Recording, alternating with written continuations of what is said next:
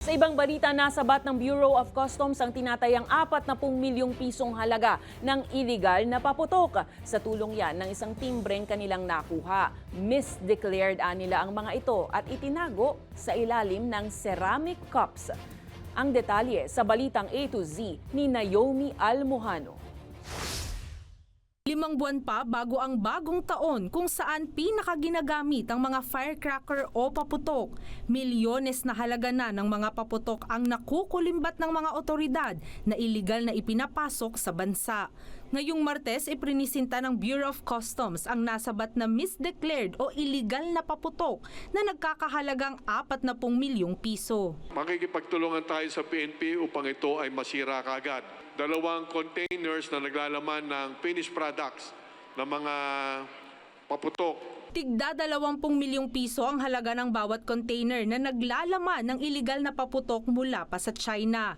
Ayon sa Customs, idineklara ang unang container sa Manila International Container Port na naglalaman ng shelves o istante, habang mga ceramic cup naman ang deklarasyong laman ng isa pang container. Ito ay delikado sa ating mga kababayan dahil maaaring ang kalidad nito ay mababa at mapapahamak ang gagamit nito. Ito ay walang regulasyon sinunod. Ito ay magdudulot ng kapahamakan sa ating mamamayan. Natukoy ng mga otoridad ang illegal na shipment matapos makatanggap ng impormasyon.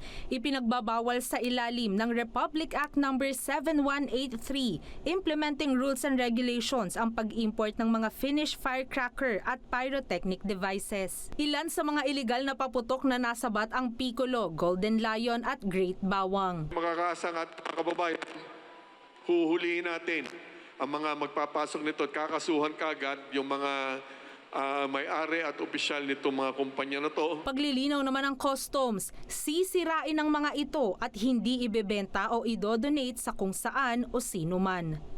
Para sa Balitang A to Z, Naomi Almojano.